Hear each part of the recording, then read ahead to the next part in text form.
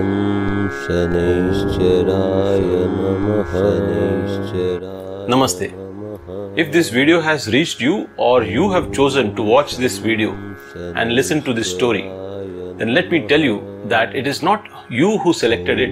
Instead, this story has selected you. That you and this story were destined to meet. Like wealth, food, knowledge, stories must also circulate. They must be transferred from generation to generation, one storyteller to the next, in a continuous lineage. Real music and real stories have an innate power to teach, to heal, and to induce mystical experiences. The Shani Mahatmyam, or the Greatness of Saturn, is one such living story. Almost everyone in the world today identifies themselves with their body and its own indulgences. There is a strong disconnect with everything around in nature, the environment, the cosmos, and mainly with the real self. A life-enhancing tale like The Greatness of Saturn projects healthy images of the self, of the cosmos, and the relationship that exists between the two into the deepest layers of those who are open for that idea. For now, don't worry over who Saturn is and why is he so consequential.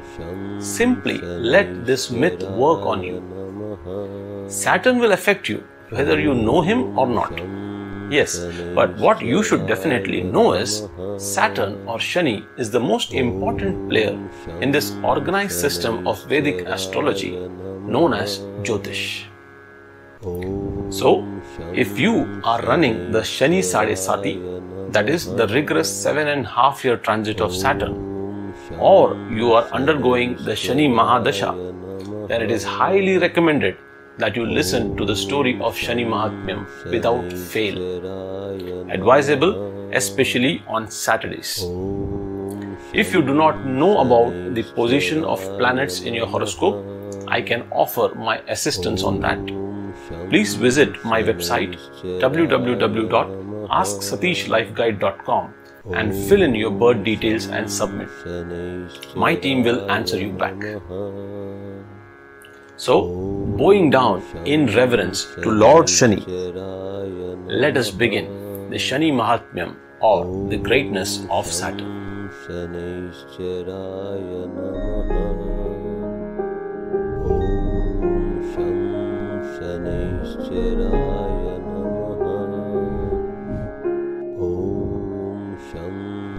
Once upon a time, in the city of Ujjain, lived a king by the name of Vikramaditya, a righteous and heroic king, loved and respected by his citizens. His court comprised of many learned pandits who would read scriptures and advise him on matters of spirituality, religion, and politics. One day, the king asked the learned men a question. He said, "O learned Gurus, who is the greatest of all the rulers of all the planets?" One Pandit replied, "The greatest of all is Lord Surya Narayan, the Lord of Sun, who brings us all light and bestows good health to the entire planet and is therefore the greatest." The second Pandit replied, "It has to be Lord of Moon, Lord Soma. He looks after the vegetation on our planet. He is soft and sits like a jewel on the head of Lord Shiva, and hence he is the greatest." Now another Pandit said, "It has to be Lord Mangal, Lord of planet Mars. He is cruel by nature, gets very displeased if prayers are offered to him in arrogance, and can destroy one's wealth, family, and give very painful death." Yet another Pandit said, No, the greatest has to be Lord Buddha, Lord of Mercury. He is intelligent, offers wealth, good-natured, and never harasses anyone." Now, a fifth Pandit started explaining, "It has to be Lord Brihaspati, the master of planet Jupiter. He is in fact the guru of all gods, very peaceful by temperament, and always bestows good for anyone. The sixth Pandit spoke about Bhargav, the lord of planet Venus. Bhargav is the guru of demons and highly regarded. He is the creator of Sanjeevani mantra that can bring back the dead into life. So, he is the greatest, he argued. Who else rules the planetary system? Tell me more, King Vikram inquired from the Pandits. Pandits said, Rahu and Ketu are two cruel planets. They do not show any mercy or anyone. They are the cause for eclipse to the sun and the moon. This is when the ninth Pandit stepped in and said, O King, Lord Shanidev is the greatest, he said. Shanidev is the ruler of planet Saturn. He loves discipline and demands that we be humble. He gets angered very easily and can cause complete ruin. He causes anxiety and vexes the mind. But when he is pleased, he can bestow all that is good, and what he bestows always lasts for an eternity. He is an oil presser by caste, and he worships Kal Bhairav, an angry incarnation of Lord Shiva. The Pandit continued, O King, listen to the story of birth of Lord Shanidev. Lord Shanidev is the son of Lord Surya Narayan, or the sun god, and the elder brother of Lord Yamraj, the god of death. When Lord Shanidev was born, his cast aspect and looked upon his own father, Surya, whose body immediately then was plagued by pores, and his charioteer was paralyzed. Only when small Lord Shanidev looked away, their health was restored. On hearing this, King Vikramaditya laughed and said, Of what use is a son whose birth brings suffering for his father? Such a person is an enemy, not a son. The entire court started laughing as the king made the comment. Unfortunately, at that very moment, Lord Shanidev was travelling above the city of Ujjain in his chariot. He heard this statement from the king and he descended onto the courtroom. Everyone shuddered at the majestic and overpowering presence of Lord Shanidev. King Vikram immediately jumped from his throne and offered his respects to Shanidev. Lord Shanidev rejected him and said, Your arrogance will be your downfall, Vikram. You are a Kanya Rashi or a Virgo sign, and I am just about to enter your Rashi. Vikram never dared to make fun of others when the divine has been kind enough to place you in a position of greatness. Remember, the hand that has given you all can also change your world in an instant. King Vikram tried very hard to plead with the Lord, but Lord Shanidev mounted his chariot and rode away into the heavens. This left the king and everyone in the court very, very, very anxious. King Vikram remained in a very pensive mood. He regretted having made fun of the ruler of Saturn, Lord Shanidev. But he was a learned king. He came to the conclusion that all of us have to suffer according to our own actions in our present and past lives. The divine writing which has to occur will occur anyways. With this thought, he waited positively for whatever the future had to bring.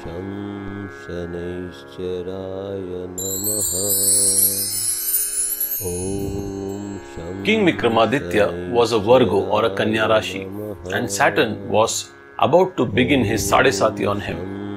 Sadesati, the 7.5 year period when transiting Saturn enters the previous sign to where Moon is placed. It stays there for 2.5 years. Then it visits the sign where Moon is placed, stays there for another 2.5 years. And finally, the sign after where the Moon is placed for another 2.5 years. So in all, 7.5 years. In the case of King Vikram, Saturn was entering his 12th house of Vyasthana, or indicating loss and suffering. His priests and advisors asked him to perform elaborate sacrifices and offerings to Lord Shanidev. But King Vikram was very logical. He knew no matter what he would ultimately still suffer. Some days later, a horse trader brought some horses to sell in Ujjain. Now, King Vikram heard a lot about him and decided to visit him in the marketplace. The horse trader told the king that he had a perfect horse for the king. He showed a magnificent horse that pleased the king. He requested King Vikram, "O king, just ride on this horse once and you will see how this is perfect for a king of your stature." No sooner than King Vikram started riding the horse, it started running off at a frantic pace without any control. It ran straight out of Ujjain, eventually out of his kingdom. The speed was too fast for Vikram to unmount. It crossed many rivers, thick jungles, even deserts, and finally stopped at a river to drink some water in a forest. King Vikram was also very tired. He decided to get down and drink some water himself. As soon as he bent to drink, the river disappeared. So did the forest, then the horse, and then he found himself all alone in some strange dry wilderness with no idea of which country that was. He thought to himself, "This must be the doing of Shri Shanidev." Soon it was night time. King Vikram spent the whole night at the same place. Then, very early morning, he searched for a road that would lead to some city and finally reached a city named Tamalinda. He walked towards a trader's shop and just stood there. The trader, early morning, had just opened the shop and was able to sell more than normally he would. He noticed Vikram standing there, and so he concluded that Vikram's presence is auspicious for his business. He immediately treated Vikram as a special guest. Delicacies were made for him. He asked Vikram who he was and which country he belonged to. Vikram simply replied, "I am from a faraway country and I'll be here only for some time." Back at Vikram's home in Ujjain, everyone was frantically searching for the king. The horse trader, who in reality was Lord Shanidev, demanded money for the horse that had disappeared. The chief minister paid him and asked him to leave. The trader at Tamalinda had a daughter named Alolika, a charming girl. She had refused to marry anyone even when many suitors had been brought to her. The trader thought Vikram would be a suitable groom and then told his daughter about Vikram. Alolika explained, "I shall marry only after I have tested him. Let me decide." Trader agreed to his daughter's wish. He advised Vikram to rest in the gallery where all the arrangements have been made for him to sleep. Vikram proceeded towards the art gallery. Beautiful lifelike paintings adorned the walls of the art gallery. Vikram went to sleep on a bed laid out for him. Though in his mind he still had thoughts about Lord Shanidev, the horse, the journey to Tamalinda, he could not sleep. At some time during the night, Alolika entered the art gallery. She was beautifully dressed, adorned with beautiful jewels, exotic fragrances. She saw Vikram lying with his eyes closed and assumed that he was asleep. She sprinkled some water on his face, tried to wake him up, but Vikram simply lay there still.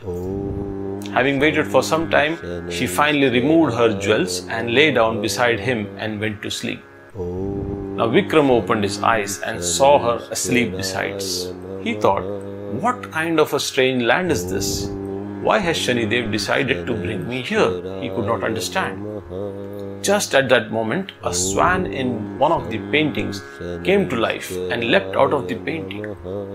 Vikram could not believe his eyes, and then realization dawned upon him that this is all Shanidev's doing. The swan swallowed Alolika's necklace which she had placed by the bedside before going to sleep. Vikram decided against doing anything and simply went back to sleep. The next morning, Alolika woke up and found that her necklace was missing. She thought, "How dare he steal my necklace and lie there pretending to be asleep?" Just then Vikram woke up.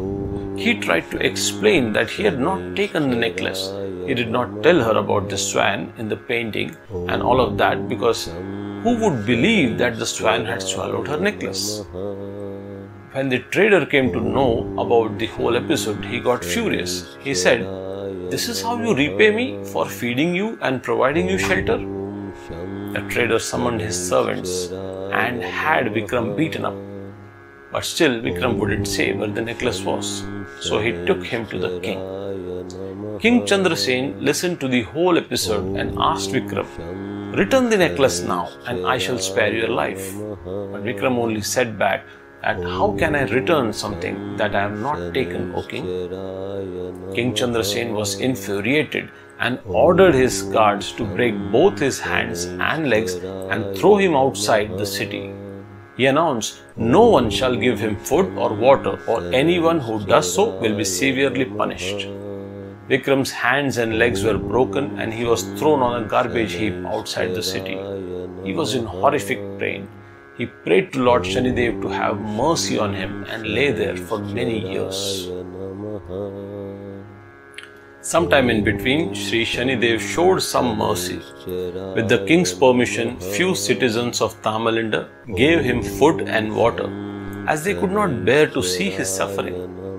So now Vikram had some food and water, but the pain of all 4 limbs broken was too much to bear even for a great king like Vikramaditya. He diligently prayed for mercy of Lord Shanidev. 2 years passed. One day, the daughter-in-law of one of the oil pressers from Tamilind was returning from her parents' home in Ujjain. When she came to the outskirts of the city, she saw the garbage heap and saw there Vikram lying in agony. She immediately recognized it was King Vikramaditya. She bowed before him as a loyal subject and introduced herself. King Vikram was pleased to see her. He inquired, "How is my kingdom? How are my people?" She replied, "Everything is well in Ujjain, my lord, but what happened to you and what circumstances brought you so much suffering? Who has done to the great King Vikramaditya himself?" Vikram narrated all the events right from the courtroom to the art gallery necklace incident and the punishment he was given by King Chandrasen. The girl was extremely moved. She praised King Vikram for his resilience and prayed to Lord Shanidev, the master over all men, to give him strength. With permission from King Chandrasen, the oil presser's family took King Vikram to their home. The oil presser told Vikram, "In exchange for the food, shelter and clothing that I offer you, you should sit on my bullock while it presses oil." Vikram graciously accepted the offer and stayed with the oil pressers for the next 5.5 years.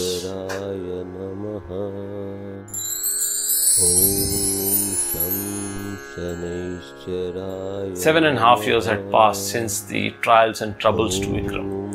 One evening, he randomly started to sing some classical notations of the Raga. No sooner than he started singing, the whole city was lit with lights. That was the power of his singing. At the same time, the beautiful daughter of King Chandrasen was sitting on the terrace of her palace. She noticed that all the lights and lanterns were brightly lit. She wondered, "It's not Diwali, nor is there any grand marriage in the city. Then how come the city is filled with lights?" After learning that someone is singing and has set so many lamps aflame, she wanted to meet the singer and insisted that the singer be brought before her so that she could listen to him in person. When Vikram was brought, he sang more melodiously. Even King Chandrasen took note of it. The next morning, as Vikram sat on the palace terrace, he wondered about all that had happened.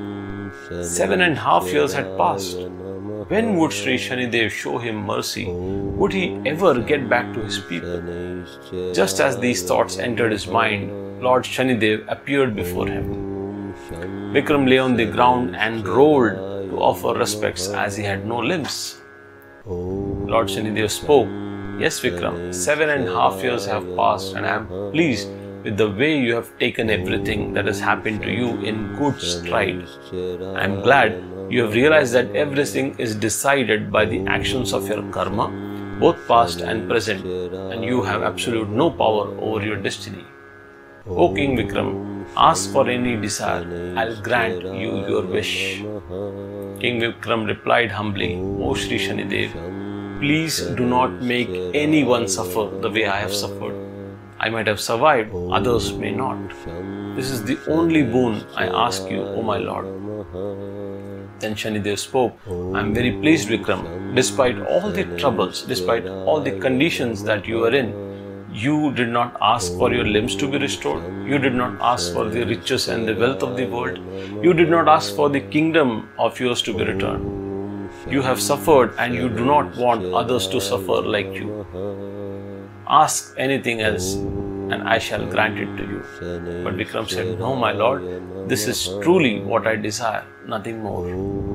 Sri Shanidev is very impressed and says, "O Vikram, you truly are a great man.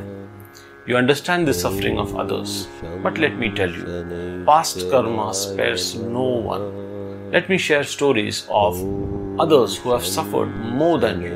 Then you would be in a position to decide if you have suffered more, and then ask for an appropriate boon."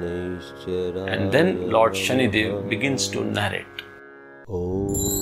Sham Shanaicharaye Namah. Now Lord Shanidev begins to narrate. He narrates the story of Shanidev and Brihaspati, the lord of planet Jupiter. He says, "Brihaspati is the spiritual preceptor of, or the guru of all the gods. So he is my spiritual master as well. So we have a master-disciple relation. So when the time of his Sadesati came, I approached him, but he was not pleased. He asked me not to come at all. I said, 'Gurudev, that is not possible. I have to do my duty.' But Gurudev did not agree. I agreed to come only for 5 years. He didn't agree. Then I opted for 2.5 years. He didn't agree again. This went on, and finally we settled for half a day. Gurudev thought to himself, if he is engaged in my religious duties for whole of the day, what harm can come to him? Gurudev came to the earth to bathe in the holy river Ganga, performed some prayers. Just when he completed his bath, I disguised myself as a watermelon seller, sold him 2 sweet melons. I cut him open and showed how red they were from the inside. He paid me for it and he went on his way. Meanwhile, the prince and the chief minister's son of that kingdom had gone hunting in the forest and were very late in getting back. It would be soon time for dinner. The king sent out the guards to search for them. When the guards came out of the city, they saw Gurudev carry something tied in a cloth. As they approached, they saw blood flowing from the cloth. They snatched the melons away from him, and when they opened it, they found the severed heads of the prince and chief minister's son. They dragged Gurudev to the court and produced the severed heads in front of the king. The king was struck in grief, and in a fit of anger, he ordered death punishment to Gurudev. Gurudev started shaking with fear. He was of course innocent and was thinking how to get out of this. When Gurudev was taken out of the city to be hanged, he thought to himself, "This is all Shanidev's doing. If I can delay the execution for some time, I can be saved." So he offered a bribe of 100,000 coins to the executioner and pleaded him to wait till sunset. At sunset, the prince and the chief minister's son returned back. The king was overjoyed. He immediately ordered his guards to stop the execution. The king was ashamed on how hastily he behaved and asked for forgiveness. Gurudev forgave him, explained to the king that it was all Shanidev's doing. The king treated Gurudev well afterwards, gave him food, clothes, gold coins, which he promptly gave to the executioner as he had promised. After that, when I met Gurudev, I fell at his feet and asked for forgiveness. He was very kind and asked that I do not trouble anyone ever like this again. I explained to him that one had to suffer according to one's actions. If one is not arrogant and egoistic about anything, then there is nothing to be worried about. Hearing this story of how Shri Shanidev treated his own guru in the line of his duty, King Vikramaditya was filled with wonder. Shri Shanidev mentions, "O King Vikramaditya, I have not spared even the gods from torment. Shiva, Shri Ram, Shri Krishna, Indra, Harishchandra, Yudhishthira, and many others undergo what they are meant to do. Shri Shani then goes on to narrate another incident. This time it is related to Lord Shiva. When I met Lord Shiva and I told him that I would be coming to meet him, Lord asked, when are you going to arrive? Let me know beforehand. So 2 days later, I went to his city of Banaras and told him that I am about to enter into his moon sign. Lord Shiva immediately jumped into river Ganga and stayed in Samadhi for 7.5 years. He emerged after 7.5 years and said, "O Shanidev, what could you do to me?" I replied, "You, the Lord of 3 worlds, the Master of everyone, had to hide in Samadhi for 7.5 years? That itself speaks volume of my prowess." The Lord laughed and saluted me, saying, "Your power is indeed profound. Without doubt, you are the most intense of all planets." Shri Shanidev then reminds King Vikram, "O King Vikram, so you see, nobody escapes my torment. When I began to cross Shri Ramchandra's moon, he was forced to live like a hermit. Although he was an avatar or incarnation of God himself, but he still had to undergo his share of sufferings." Shri Shanidev then narrated the story of how Ravan suffered his downfall because of him. All gods, including myself, had been held captive by Ravan, and he had installed us face down on the 9 steps which led to his throne. Each morning he would ascend on his throne as he would step firmly on the back of each one of us, causing us great anguish and insult. One day, the divine Narad Muni came to me and said, "O Shanidev, Ravan has insulted you to this extent and you still do nothing about it. Why?" I replied, "Because I am face down, I cannot put my gaze on Ravan, so I cannot affect him. If someone can turn me over on my back, I can show my power." Narad Muni then went to Ravan and praised him, said great things about him. When Ravan was puffed up even more in arrogance, Narad Muni suggested that since all gods would sleep with their face turned down from Ravan, it would be more advisable to lay them face up and stomp their chests while ascending the throne. Ravan liked the idea. He said, "Okay, the planet should be turned to their back." This is when my gaze fell on him and his descent from his glorious position started. His mind became perverted.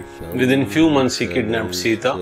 Sri Ram invaded Lanka and killed him, all as a result of my influence during these 7.5 years or Sadesati on Ravan. Shri Shanidev then turns to King Vikram and says, "I haven't spared anyone. My punishments and sufferings are to all without mercy." So you see, Vikram, you have not suffered the most and you are not the only one who has suffered. Ask what you desire, Vikram, and I shall grant your desire. But King Vikram said, "I desire what I ask for, my lord, only that no one suffers as I have." Very impressed with King Vikram's concern for others' suffering, Shri Shanidev said, "Glories to you, Vikramaditya. You are truly a remarkable person." The Lord then restored his limbs, made him more magnificent than before. Then Shri Shanidev said, "Anyone who listens to this story of yours with faith and humility, with utmost attention, would be assured of my protection. I would watch over him as a mother over a child. This is my assurance to you, Vikramaditya." Saying this, Shanidev blessed Vikram and disappeared. Just then the princess saw the full-bodied Vikram. News of his recovery reached everyone, including King Chandrasen, who came to meet him at the palace. King Vikramaditya explained to him the whole story and that he is the same person the king had taken for a thief and thrown outside the city on the garbage heap. Soon the trader is summoned and rushed to the art gallery where the swan that had swallowed the pearl necklace. It appears again, and this time the swan starts to produce the necklace from its beak, one pearl at a time. Everyone is utterly surprised, but King Vikram explains this is how Shanidev taught him a lesson. Knowing all this, King Chandrasen summons the oil presser and his family, gifts them a village in return for taking care and providing shelter to King Vikram. With great celebrations, King Vikram weds the princess and Alalika, the trader's daughter, and returns back to Ujjain to his citizens, who have waited for him for 7.5 years. He carried out many acts of charity and sacrifices and continued to rule justly and righteously for many years after that. Just as Lord Shanidev showed mercy on Vikramaditya, we pray that he bestows the same mercy on all who read or listen to this story every Saturday during their Sadesati and Shani Dasha. This concludes the Shri Shani Mahatmyam offered at the feet of Lord Shri Shanidev. Friends, understanding Shani's power is a means in itself to graciously face its torment. As Robert Sovada in his book Greatness of Saturn mentions, understanding is power because it places an individual in a meaningful relationship with the object of understanding. And in meaningful relationships, influence works in both directions. In this case, not only does Shani influence one's actions and their outcome, but an individual can also influence Saturn. Being humble, cutting down on your ego and accepting that various powers of universe are in play for something good and bad to happen can help.